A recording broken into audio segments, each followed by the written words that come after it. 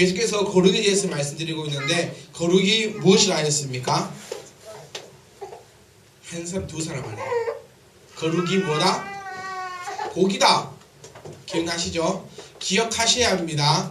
거룩이 뭐다? 복이다. 그러면 내가 지금 거룩한 삶을 살아가고 있는지 내가 거룩한 삶을 점검해 볼 때 또 거룩한 삶을 살아가기 위해서는 맨 처음에 우리가 뭐가 중요하다고 그랬어요? 질문이 좀 어렵네. 질문이 어렵네. 질문이. 네, 답을 말씀드리면 스스로의 정답은 스스로. 엄청 어려운 문제. 답은 스스로예요. 스스로 생각했을 때에 스스로 나 자신을 스스로 바라보았을 때에 부끄러움이 없으면 된다 그랬어요. 그게 첫 번째입니다.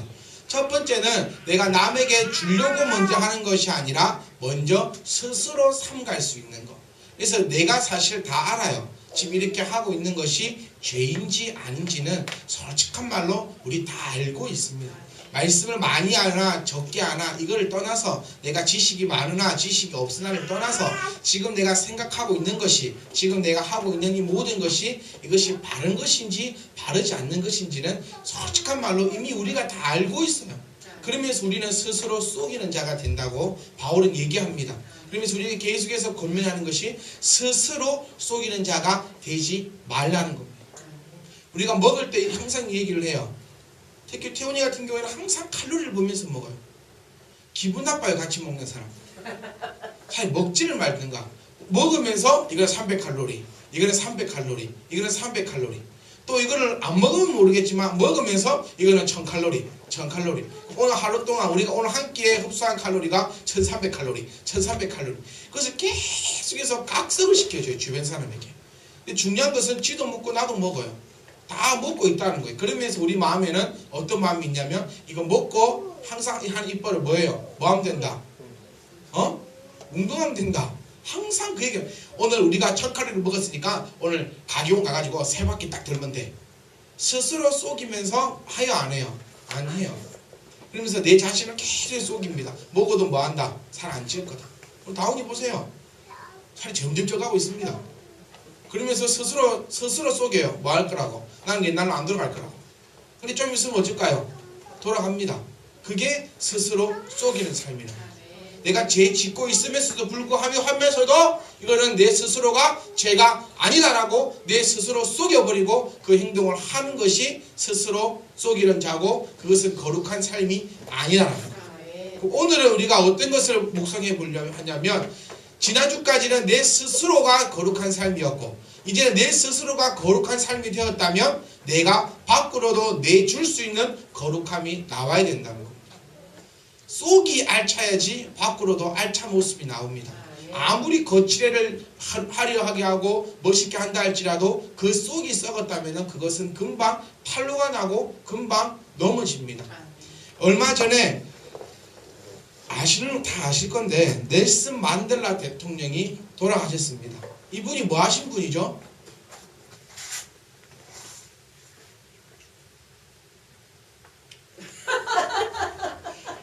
아니 진짜 유명한 사람이거든요. 이 사람이 공대생, 예비 공대생. 맞아. 아프리카 대통령. 어디 아프리카? 남아공? 대통령이에요. 그 대통령인데 아프리카 대통령 죽은 거하고 우리가 뭔 상관이라고 이렇게 시끄럽게 떠들어요. 부시도 가고 오바마도 가고 클린턴도 갔어요. 미국의 역대 대통령이 그곳에 다 갔어요. 그런데 우리나라 대통령은 안 갔어요. 우리나라 대통령은 국무총리 보냈어요. 왜 그런 줄 모르겠어. 우리가 미국보다 더 센 줄은 모르겠는데 왜 아프리카 대통령이 죽었는데 왜 이렇게 해서 얘가 난리를 치냐고요.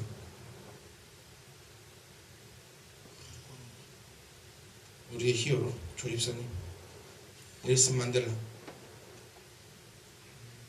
인종차별을 없애려고 노력하는. 역시 저의 기대를 버리죠. 이게 동력자입니다. 이게 동력자. 짜다실이 장동력자가 아니라 이게 동력자예요. 모두가 또 동력자가 될 수 있기를 소망합니다. 네?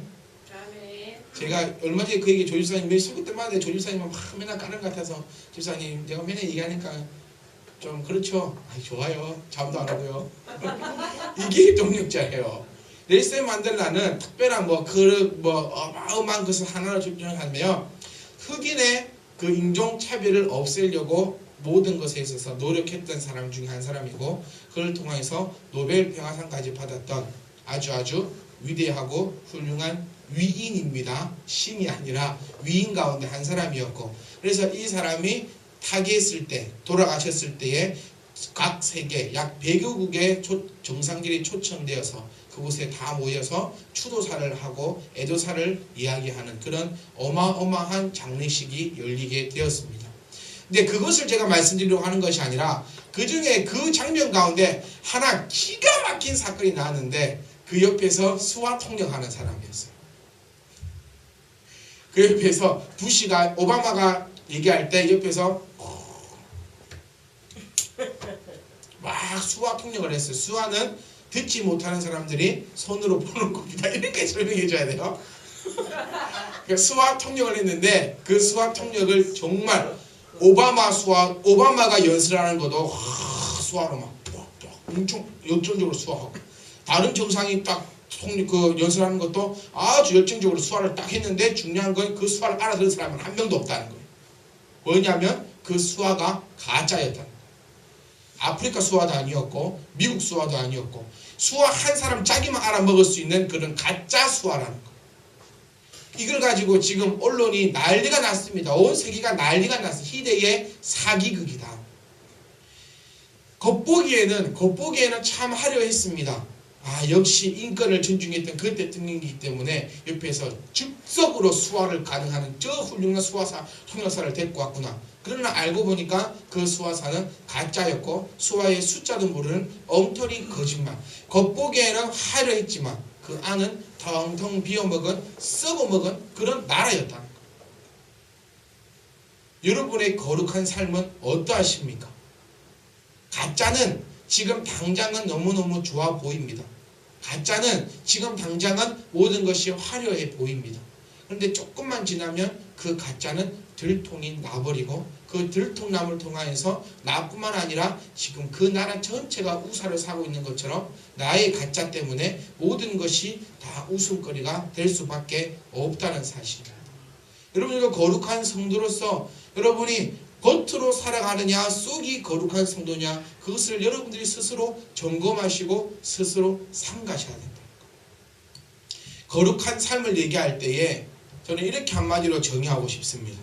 거룩한 삶이란 그 사람이 있는 그곳이 행복에 넘치면 그 사람은 거룩한 사람입니다. 조금 더 반대로 얘기하면, 그 사람이 있는 그곳에 염려가 있고 슬픔이 있고 고통이 있고 아픔이 있다면 그 사람의 삶은 거룩한 삶과는 조금 동떨어진 삶이 아닌가 한번 생각을 해보셔야 된다. 저는 이번 찬양제 할 때 제 머릿속에 남는 찬양 구절은 이거 한 개밖에 없습니다. 목숨까지는 바라지도 않을게, 제발 주님과 동행하자고. 여러분 때문에 행복하자는 그런 걸 바라지도 않을 테니 여러분 때문에 슬퍼지거나 어려워지거나 괴로워지면 안 된다는 것. 그게 거룩한 삶을 살아가는 자의 올바른 행동이라는 것. 이유는 다 있습니다. 우리 마태복음 말씀 보시면, 마태복음 21장 말씀 보시면 어떤 장면이 나오냐면, 예수님이 성전에 기도하러 들어가셨는데 그곳에서 비둘기 팔고 그곳에서 돈 바꿔주고 쉽게 얘기하면 장사하는 사람들이 있게 됩니다. 그 장면을 보고 예수님은 그 모든 판을 엎어버려요. 예수님 입장에서 생각하면, 우리가 예수님의 입장에서만 생각하면 예수님은 참 잘하신 행동 같아요. 그런데 반대로 물건 파는 사람의 입장에서 생각해 본다면 예수님은 참 야속한 사람입니다.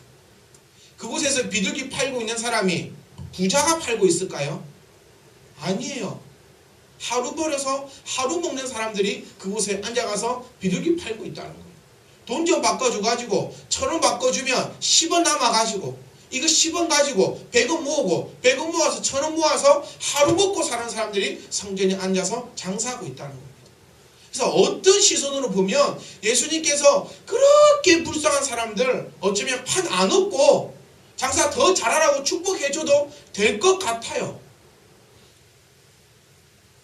모든 곳에는 이유가 다 있다는 얘기입니다. 이유가. 나는 이렇게 핑계대서 안 되고 저렇게 핑계대서 안 되고 이 핑계 댔기 때문에 이렇게 해서는 안 되고 나는 상황이 이렇기 때문에 이렇고 목사님 왜 나의 이런 상황을 몰라주고 왜 그렇게만 말씀하십니까? 성경은 지금 시대가 또 틀리니까 이렇게 얘기하고 에이 그렇게 살아가면 이렇게 못 살아갑니다라고 이야기하기 시작하면 한도 끝도 없어요. 핑계 있는 무덤이 있습니까? 없습니까? 없습니다. 사기친 사람한테 가서 물어보세요. 다 정당한 이유가 있습니다. 살인 저지른 사람한테 가서 물어보세요. 살인 저지른 이유가 다 있어요. 우리나라 4대 악근절 성폭행범한테 가서 물어보세요. 다 이유 있습니다. 말도 안 되지만 다 각각 나름대로의 이유가 있다는 사실입니다. 제가 첨단을 지역을 딱 가면 모르시겠지만 10번을 가면 한 6번 정도는 또래오래 오토바이를 봅니다. 저를 볼 때도 있고 저를 못 볼 때도 있을 거예요. 왜? 제 차는 은색깔 K5는 5천이 때깔 늘렸지만 또래오래 오토바이는 몇 대 없거든요. 10번 가면 6번은 봐요. 그러면 이 10번 중에서 8번은 차선 위반이고 신호 위반이고 다 하고 있다는 거예요. 자, 제가 이 말씀을 왜 드리냐면 거룩한 삶, 신호 위반을 하게 해서 거룩한 삶이 아닙니다라는 얘기 아니에요. 그런데 신호 위반을 하고 차선 위반을 하고 불법적인 행동을 하면서 가족들은 피가 마른다는 거예요. 이거는 거룩한 삶이 아니에요. 어떤 얘기까지 나오냐면 목사님 엄마한테 신호 위반하면 지옥 간다고 설교해달라는 거예요. 그렇게 설교해야 됩니까? 성경에는 신호 위반하면은 아무리 찾아봐도 신호 위반하면은 지옥 간다는 말은 안 나와 있어요. 근데 분명한 거 뭐냐면 하나님의 뜻대로 살지 아니하며 오늘 본문 말씀도 보시면은 스스로 삼가라 두렵건대 마음에 미혹하여 돌이켜 다른 신을 섬기며 내가 하나님의 뜻대로 살아가지 아니하고 이 핑계 저 핑계 요 핑계 이 핑계로 거룩한 삶을 살아가지 못한다면 여호와께서 진노하사 하늘을 닫아버리겠다. 그리고 비를 내리지 아니하고 땅에 소산이 나지 않으므로 너희가 여호와께서 주신 아름다운 땅에서 속히 멸망할까 하노라라고 하나님 우리를 향해서 명령하고 계십니다. 제가 참 신기하게 느끼는 뭐냐면 저는 이 말씀 준비를 지난주에 다 해놓은 말씀입니다. 절대 즉흥적으로 하지 않습니다. 그런데 어저께 이야기를 나누고 상황을 보면서 어떻게 오늘 준비했던 이 말씀과 이렇게 하나님께서 동일하게 말씀을 허락하실까라는 점을 보면서 저도 참 하나님의 말씀이 능력이 있구나라고 저 스스로도 느낀다는 거예요. 어저께도 가면서 보았습니다. 아이들과 차 타고 가면서 오토바이 타고 가는 엄마를 보았어요. 전부 다 한결같이 차는 말이 조마조마하다. 절대로 가다가 우리 엄마를 보더라도 아는 척하지 말라는 거예요. 돌아보다가 사고 날까 두려워. 있어서는 안 되는 일이 발생한다면 나 때문에 내 가족들은 슬퍼합니다. 그리고 상대방 가족 또한 슬퍼한다는 거예요. 그럼 그것은 거룩과는 거리가 먼 삶이라는 거예요. 왜 장사합니까? 왜 일합니까? 우리 왜 공부합니까? 하나님께서 주신 아름다운 땅에서 아름답게 살려고 이렇게 노력한다는 거예요. 근데 오늘 말씀 보시면 여호와께서 주신 아름다운 땅에서 속히 멸망한다는 거예요. 여러분은 어떠한 삶을 살아가고 싶습니까? 여러분의 그 사업터가, 여러분의 그 일터가, 여러분의 그 숨쉬는 그 장소가 하나님께 주신 아름다운 땅이 되셔서 아름답게 살아갈 수 있기를 간절히 소망합니다. 아름다운 땅에서 속히 멸망하는 일이 절대로 없으시기를 간절히 소망합니다. 이것이 거룩한 자의 삶이라는 거예요. 거룩한 자의 삶은 나 때문에 내 주변 사람들이 힘들어하지 않는 삶이 거룩한 삶입니다. 분명히 핑계 있습니다. 분명히 이유 있어요. 신호시키면 좀 늦어질 거고 늦어지면 주문 안 올 거고 주문 안 오면 돈 조금 못 벌 거고 그러면 아이들은 또 이렇게 얘기해요. 나 나이키 안 사시고 너이키 사시면 되고 아디다스 안 입고 오디다스 입으면 되고 학교 가서 열심히 공부해서 장학금 받으면 되고 그러니까 엄마는 아빠는 누구는 좀 더 안전하고 조심하고 그렇게 해라고 부탁하는 것이 자녀들의 기도 제목이고 하나님의 말씀도 동일하다는 거예요. 신위반 한번 하면 지옥 가고 천국 갈까요? 그러면 이 세상에서 천국 갈 사람 한 명도 없습니다. 저도 신위반합니다. 차선위반합니다. 이명님 사님 얼마나 하십니까? 운전을 하루 종일 운전하고 다니시면서 셀 수는 있으십니까? 신호위반, 차선위반, 크락션, 욕설 셀 수는 있어요? 못 셀 정도로 많이 합니다. 그러면 이제 지옥 가는 겁니까? 아니에요. 그런데 그것이 과연 거룩한 삶인가는 내가 한번 점검해 보아야 된다는 거예요. 내가 충분히 안 할 수 있음에도 불구하고 내가 해버린다. 내가 충분히 피할 수 있는데도 불구하고 내가 그냥 해버린다. 잘 되겠지. 나는 안전하겠지. 하나님 안 지켜주십니다. 내 스스로가 삼가서 내가 하나님 보기에, 가족들 보기에, 누구 보기에 아무런 거꾸름이 없다면 하나님께서 그를 지켜 보호하사 털끝 하나 상치 아니하게 하시지만 스스로 불구덩이에 들어가는 그 자를 하나님께서 뭐하려고 어떻게 구원해 주겠냐는 겁니다. 공부 하나도 안 하고 시험 딱 치는 사람하고 똑같은 거예요. 그렇기 때문에 사랑하는 성도 여러분, 여러분들이 각기 그 자리에 있을 때에 첫째도 둘째도 나 말고 내 가족들, 나 사랑하는 사람들도 생각할 수 있는 삶이 거룩한 삶이요 성숙된 신앙인의 삶입니다. 이 말씀을 꼭 깨달으시고 스스로 삼가고 스스로 하나님 보기에 부끄럽지 않은 삶을 살아서 하나님께서 하늘 문을 닫아버린 일이 없기를 간절히 소망합니다. 수요일날 룻에 대해서 우리가 보고 있는데요. 룻기의 첫 출발점이 뭐냐면 이스라엘 땅 베들레헴 땅에 가뭄이 흉년이 든 것부터 시작합니다. 수입이 나온 사람들 알지요? 룻기서가 딱 시작되는 그 첫 번째 스타트가 이스라엘 땅에 흉년이 들었으므로 그 땅에 먹을 게 없었으므로 나오미가 가족들을 뵙고 모압 땅으로 이사 가면서부터 시작된 게 룻기서 내용인데 그 룻기서의 내용의 처음이 그들이 잘못해서 그들이 농사를 잘못 지어서 그 나라에 흉년이 든 것이 아니라 하나님이 하늘의 문을 닫아버리고 그들의 원수들로 하여금 그들이 피땀 흘려서 모아놓은 곡식을 싹 다 가져가 버린 흉년이 들었다는 거예요.